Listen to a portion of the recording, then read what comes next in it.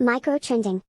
Welcome back. I'm Gabrielle, and you are listening to Microtrending, the podcast for anything that is having a moment, for better or for worse. Hear ye, Sydney Sweeney has great genes. You heard it here first. And that is what's trending for worse in this case. I am very tired of talking about this campaign. You could maybe hear it in my voice, but I'm also clearly not. If you are totally new here, welcome. I don't normally drag stuff out like this because trends tend to come and go, the ephemeral nature of the internet. But I just wanted to record this very special episode to have on the record some final thoughts about the Sydney Sweeney and American Eagle campaign. I honestly happened to post a critique of the ad on TikTok at the right time.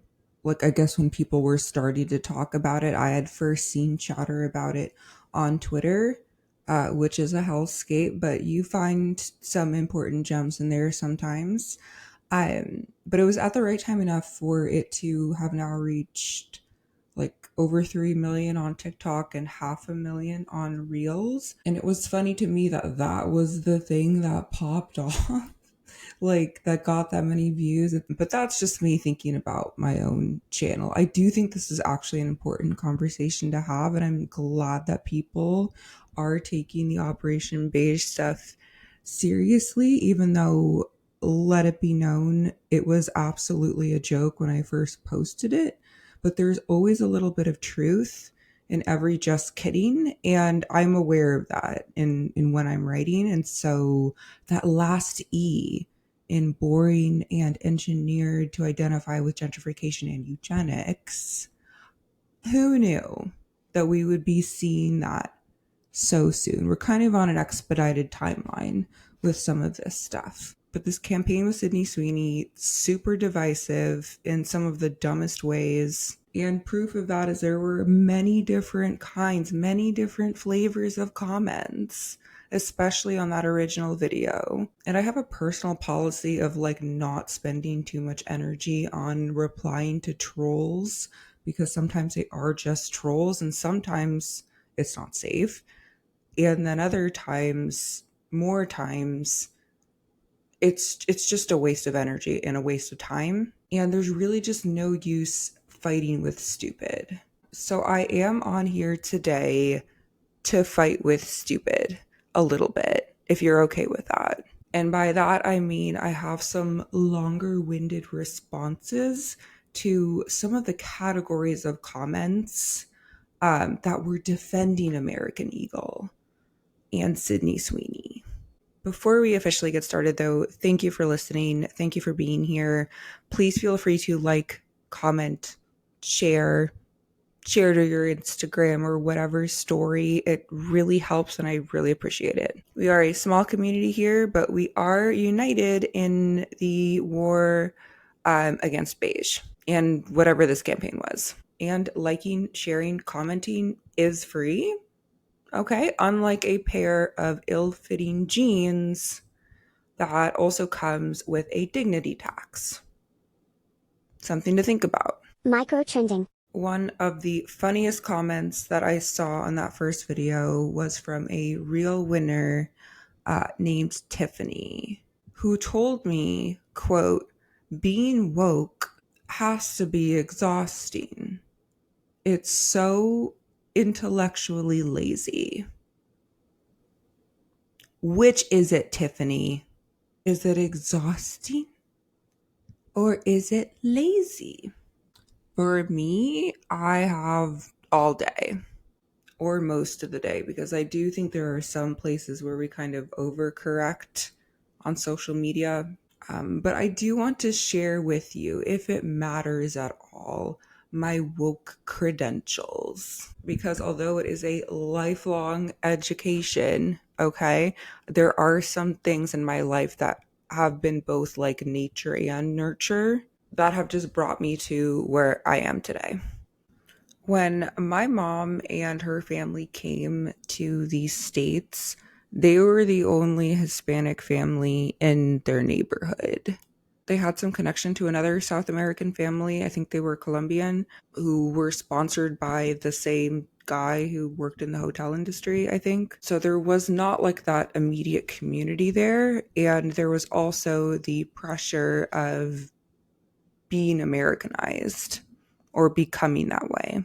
My grandma, as a full-blown adult, had to learn how to drive a car. And decades later in the same city, my mom's brother, my uncle, was racially profiled after 9/11 simply for being brown. Not a unique experience, but it happened. He also had an encounter being roughed up by the police. Also not a unique experience. And then being told by emergency responders that came to the scene that his panic attack was him faking it. Unfortunately, probably also not a unique experience. But I bring all this up just because I remember these stories. I hold them with me, along with stories from my closest friends of being othered, being profiled, being marginalized by people who would otherwise claim to mean well, to be on the right side of history. I personally did not grow up in Sydney Sweeney's Spokane, America, with WASP culture and ideals. Culturally, that is like kind of foreign to me, but we're hyper aware of it because of the country that we live in and the dominant narratives. I have always low-key been aware of and allergic to and suspicious of white nationalism. Like, I can't remember a time that I wasn't. And that is just my personal, my opinion, my family bubble, and also my West Coast bubble, which I guess Spokane is technically West Coast too, but there's some strange stuff happening up north, you know? And also down south and everywhere. But I recognize the bubbles that I exist in, and it is a blessing and a curse. I was also fortunate enough to grow up, back to those bubbles, in a pretty diverse Bay Area community. I love where I live now, but I do appreciate having grown up in the Bay Area. But having been in that environment for so long, I will be the first to admit that it is possible to lose the plot in the pursuit of social justice. I was steeped in the crunchy granola. I was rolling around in the oats. I think on one end there's the transracial buffoonery of Rachel Dolezal, but also in my hometown of Berkeley, California, there was an ordinance to change the gendered title of manholes, like the holes in the ground across the city. And they changed the name to maintenance hole. And in the end, doesn't hurt anyone to change it, I guess. But that's the sort of overcorrection where I'm like, okay, is a maintenance worker of any gender seriously taking offense? Are they calling the Ninja Turtles instead to do their jobs? Are we using our time wisely? And I'm always the person to say language matters, okay? But it is something that is out of a Portlandia sketch. Truth is often stranger than fiction. And Berkeley is kind of one of the original hotbeds for stuff like this. So I've seen stuff like that happen in real time and made the mental note of, I get where you're coming from.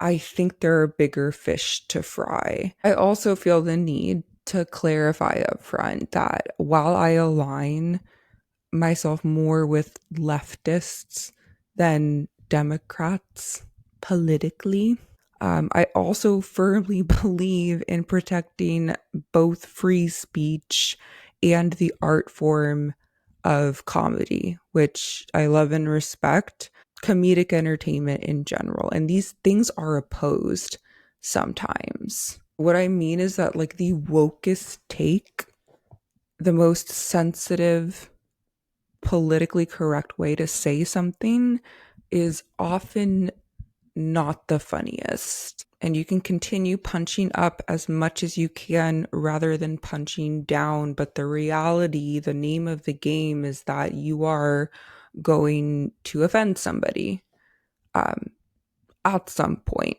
And this is not about bigotry or using slurs because woke is dead and we can say the R word now. I am horrified that has made a comeback along with some others. This isn't about the hack edgelord comedy mothership stuff. It's more of the fact that when I am writing, I have my principles personally that might be slightly different from what's on the page. And they're not hypocritical, but they're slightly different sometimes. They're like fraternal twins. Anyway, whoever is listening to this right now, especially any new listeners, I just want you to know that yes, I am always looking at marketing and stuff with a critical eye. But my gut reaction, my first reaction is not how can I cancel them? How do I get this brand in trouble? I do think it is possible to overanalyze and to overcorrect, but like I said before, I don't think that those things apply to this campaign. I do think this is something different and something to pay attention to as we are. Anyway, as a reminder, I do have my Operation B.E.I.G.E playlist on my TikTok channel. A lot of it is unserious, but as I mentioned, there are truths within the silliness. And yeah, that last E, that eugenics E, I think it's, just taken a little time for brands to pop out in the mainstream and go there with words that literally go there. Eugenics literally means good genes as a reminder. So all that out of the way, we can get started with unpacking the defenses of this campaign. I have some additional thoughts and I'm going to break it down by like the most common category of retorts that I have seen because all of them can teach us something, I think. Microtrending. Listen, there are so many bad faith arguments and just blatant racism that have come out as the responses to our response to Sydney Sweeney's American Eagle campaign. And like I said, you can't argue with stupid, but we're going to try right here and now to argue with stupid. The first defense that I want to tackle is it's just an ad for jeans. Famously, advertising is not meant to influence or have meaning beyond literal words and images. This was not a coupon. And you could say it's just an ad about any controversial ad. You could say this about the needlessly gratuitous Carl's Jr.'s ads and say it's just an ad for sexy cheeseburgers. And in some ways, that's actually more valid than saying the same about the Sydney Sweeney campaign because it's not about the JEANS genes. And it's worth investigating what they're actually trying to sell you here, which for men is literally Sydney Sweeney, because there are apparently interactive elements to this campaign where you can talk to her, quote unquote. And for women, it is selling insecurity and the illusion of exclusivity. You will never be Sydney Sweeney. But you could buy the same pair of jeans that she seems to hate wearing because they're essentially falling off. And if we want to bring it back to the very basics of intent versus impact, okay? People were wildly speculating, like who was in the room and when, who were the decision makers in this campaign. Where did this come from? There's no way they were cooking up a neo-Nazi ad, not American Eagle. They weren't stirring a cauldron with no sugar, no spice, nothing nice, just a pot of wet denim and German beer. That's not what was happening. And listen, as somebody in the fray, I have a lot of resentment toward marketing in general, but I have even more resentment to offer, more haterade for LinkedIn. If you look at LinkedIn, that's kind of where some of this stuff becomes clear because they will always tell on themselves. If you're looking for the real tea, it's so cringe to read, but LinkedIn, you're going to see, I mean, there's obviously inflated egos, lots of braggadocious white C-suite folks talking up their accomplishments, but there's a lot of truths also in what they're sharing. And there was a post floating around from an American Eagle executive, which has since been deleted. I'm very bothered. I was like trying to find videos that had like screenshotted it and I don't have it in front of me.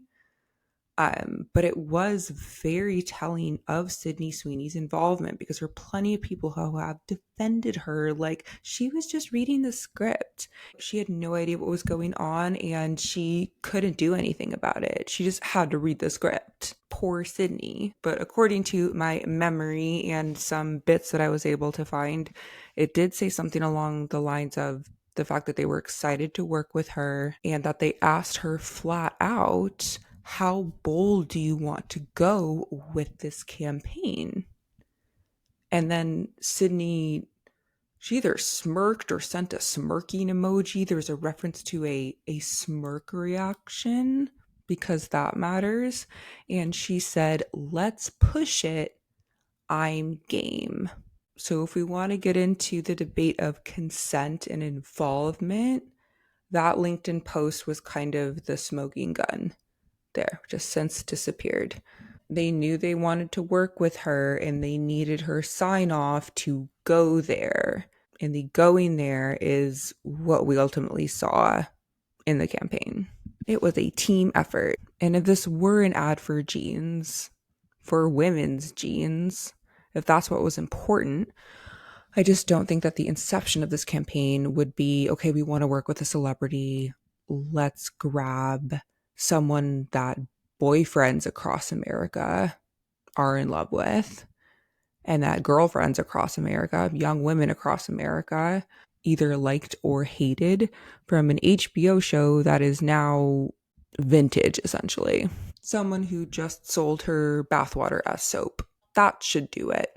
Let's see what kind of break the internet sexy shenanigans we can get into.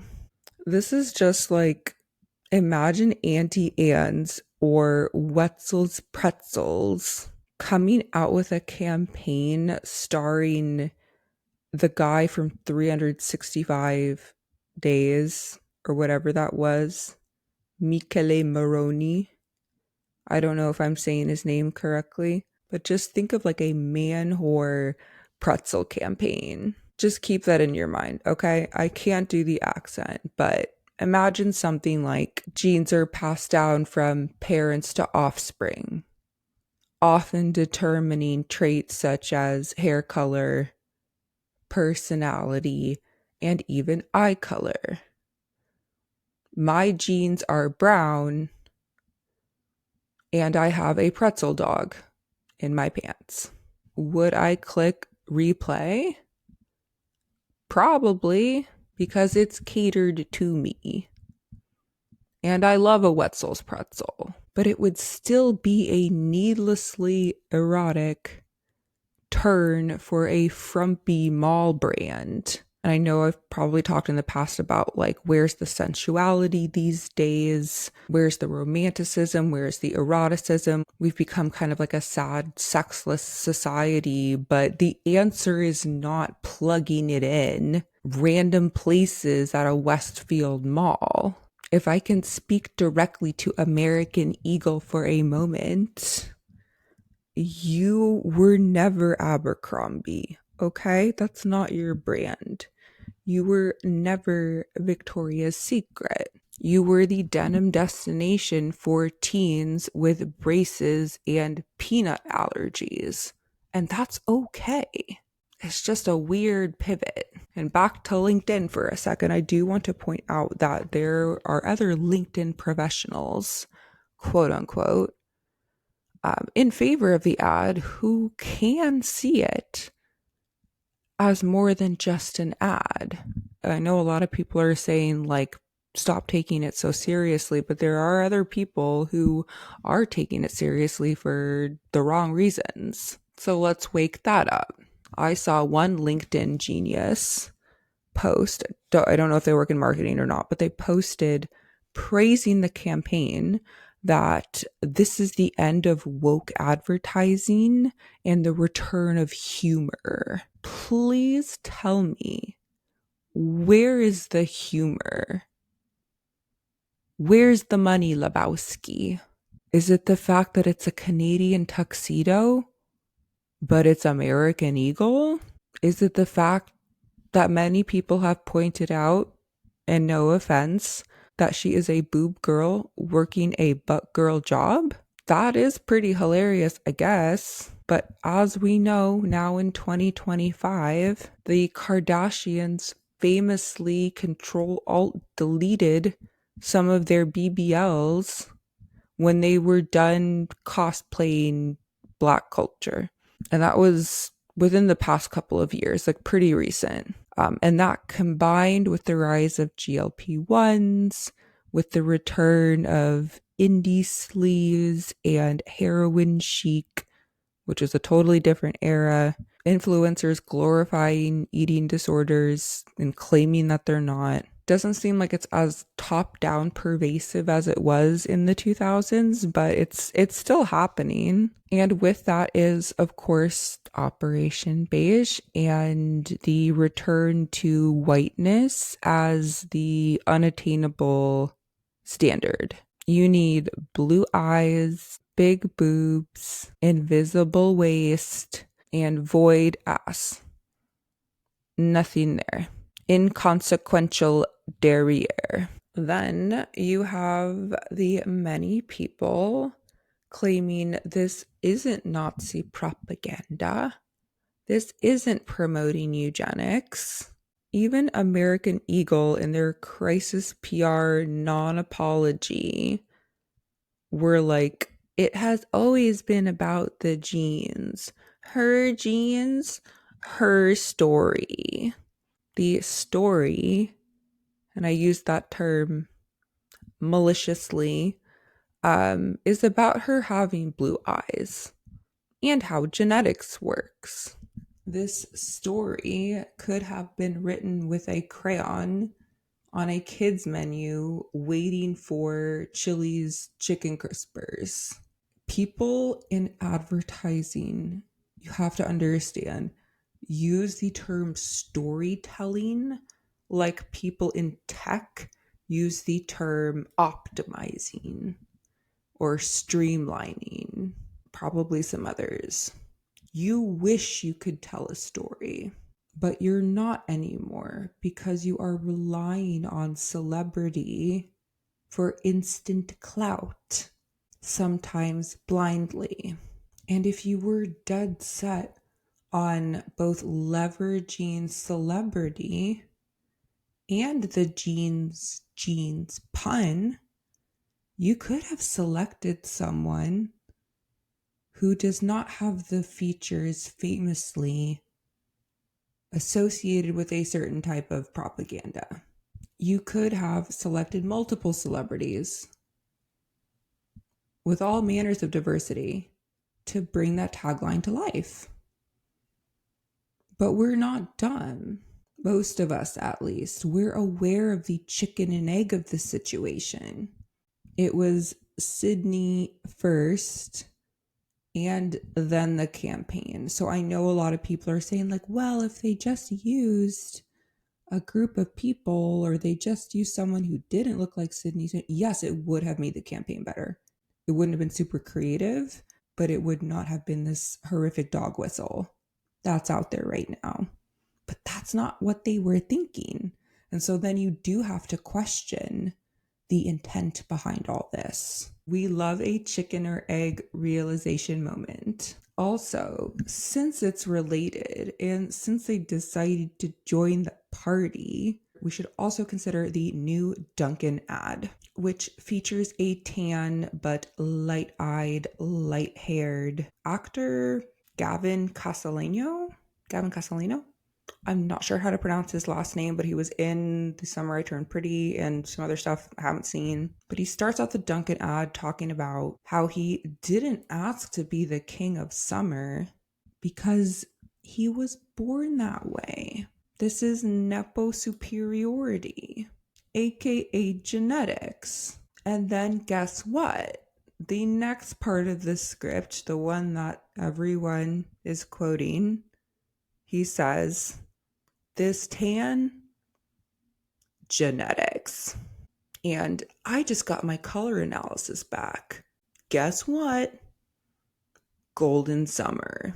My guy needs to go back to Etsy or wherever and get a refund. Because how are you also getting your color analysis wrong? He is almost certainly some kind of spring, not summer, because of the warm tones that he has. Okay, Sydney Sweeney could be a summer, but Gavin needs to go do a drape test to figure that out. Use the Dunkin' money for that. Anyway, back to the ad. Gavin says that every time he drinks a Dunkin' Golden Hour refresher, the sun just finds him. So which is it, Gavin? Were you born a 5-star man golden god? Or were you blessed by Dunkin'? The script is a mess, okay?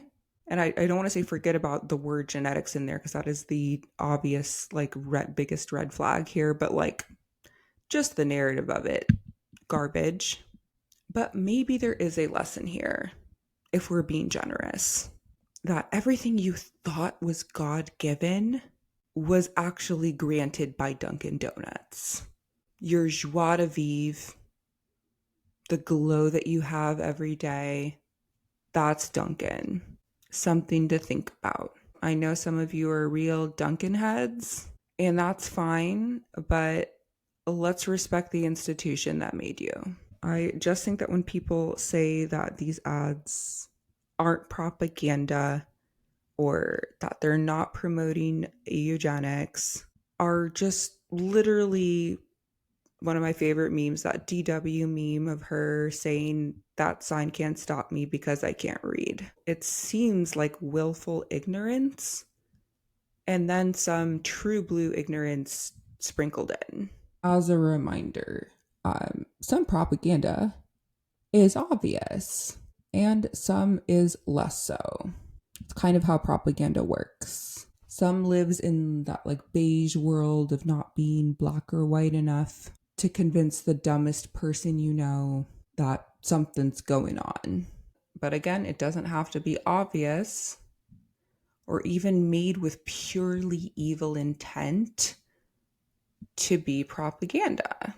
If I could shout anything from the rooftops in response to this entire Sydney Sweeney American Eagle debacle and the response, it would be that sometimes propaganda is allowance. Sometimes propaganda is giving permission and in turn normalizing very problematic things. In this case, unfortunately, it is the kind of permission that is emboldening the people in this country who are, in the plainest terms, racist, but specifically those who are tired of DEI and progress that has been made recently, which in their minds is moving backwards. They're sick of the representation of people they don't want to see. And this entire campaign is throwing them a bone. The sort of permission of calling certain genes great on Maine, it's out there all over the internet, out of home, in Times Square, is what got us to our most recent place politically. What do you think the great in Make America Great Again stands for? Next, and I know this was everywhere to the point of I felt like I wanted to say something in the comments of like, got it, heard, understood, was the fact that this American Eagle jeans campaign was heavily influenced, directly influenced by the highly problematic Calvin Klein campaign in the 80s with a minor Brooke Shields, where she also recited a script about genetics, but it was more like scientific than dog whistly, and it didn't land on somebody having blue eyes, okay? American Eagle took it in a different direction, but the sexualization was kind of similar and obviously worse in this case because Brooke Shields was a minor being taken advantage of. And the most memorable line from this, the tagline was, "Nothing comes between me and my Calvins." I think that's what it was. You know, insinuating that she's not wearing any underwear, just the Calvin Klein jeans. And so it's an insane reference. Horrific source material. We did not need to open that vault on Epstein's Island, but American Eagle chose to. And I don't really want to unpack this defense anymore because it's not really a defense of the ad. It's just pointing out another reason why it's problematic.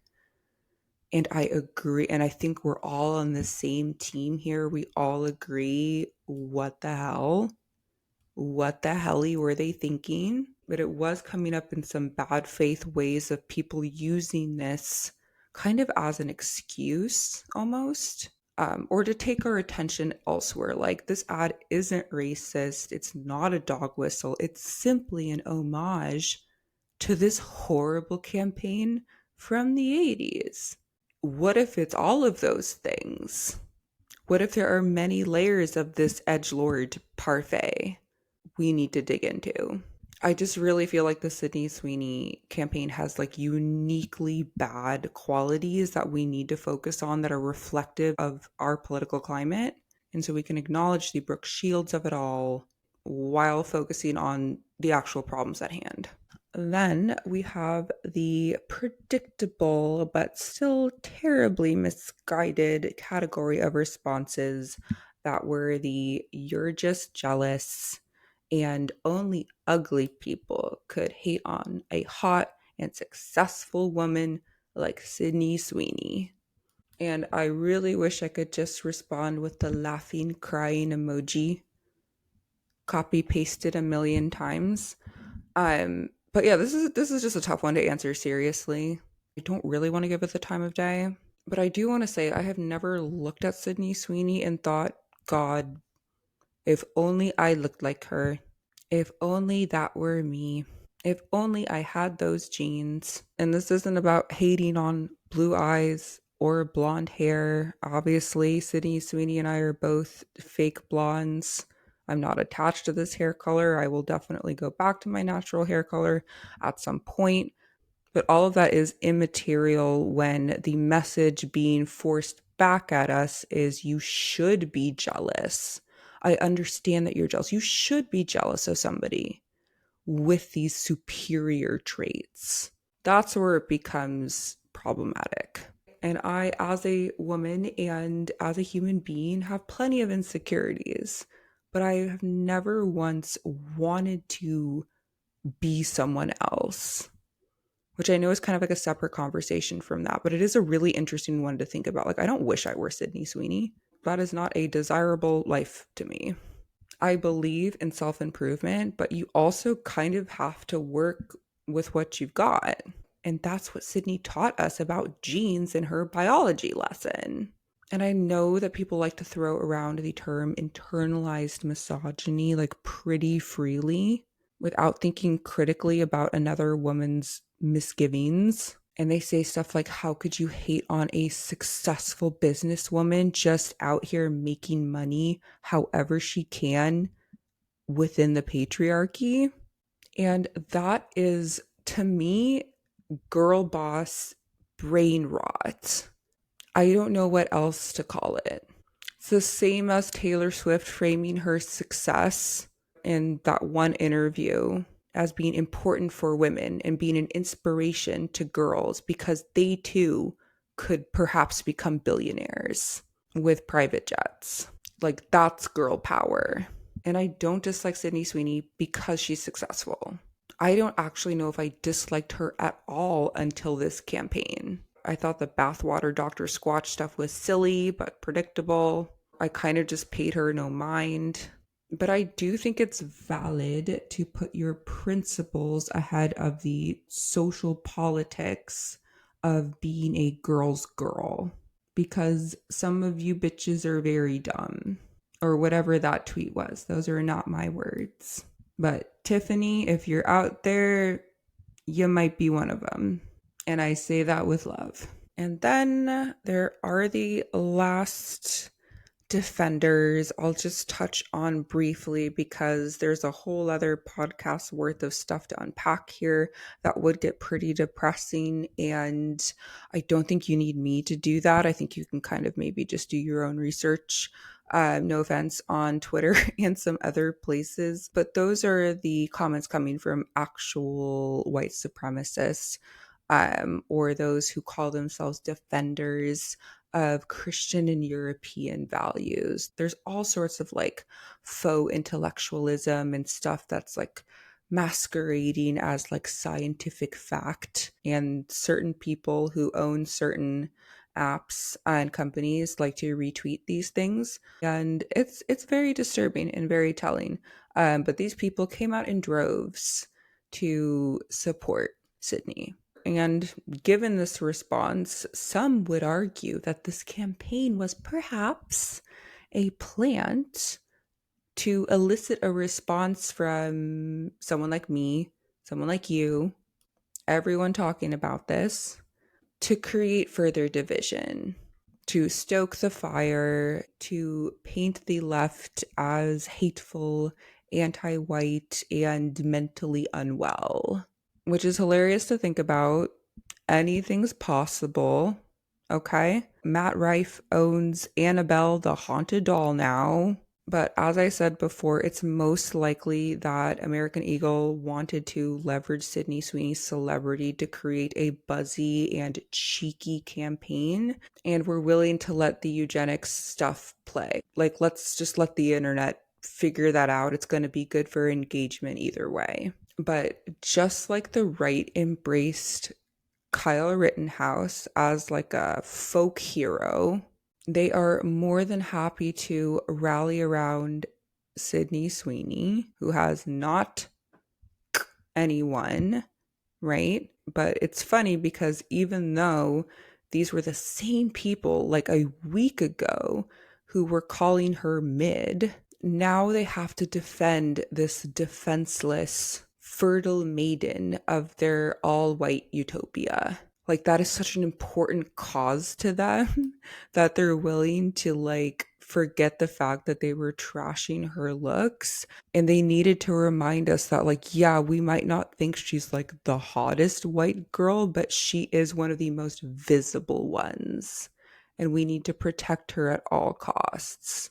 Do not come for her. Microtrending. Anyway, I think that's all I got. I'm sure there were other types of defenses, types of comments floating around out there. If there are other like insane mental gymnastics that you've seen about this campaign, please feel free to share them in the comments. Would love to know your thoughts. And even if you haven't fully come around to our side of things, in terms of like recognizing why this campaign is as contentious as it is. I do hope that we can come together and at a bare minimum agree that it's more than just an ad about genes. You might not think it's, eugenics or Nazi propaganda. Okay, that's fine. But just given the discourse and given the impact of everything that happened, to say that it's simply an ad about genes is, whatever the level is, below ignorant. Full offense. Anyway, I think I'm done talking about this campaign. I know I mentioned Matt Rife and Annabelle like a minute ago. I cannot get over that headline, and I really do. I already DM'd somebody this. They were like messaging me about my story post about it, and I was like, I really hope he is possessed, fully possessed by his next special. Then I will watch. Maybe he'll be a changed person. We'll see. In any event, thanks for listening. And as always, you can DM me or you can email me at saltlacroix@gmail.com, especially if you have any microtrending topics that you would like me to cover. More than happy to field some listener submissions. Anyway, boycott American Eagle jeans, and I will see you soon. Bye. Microtrending.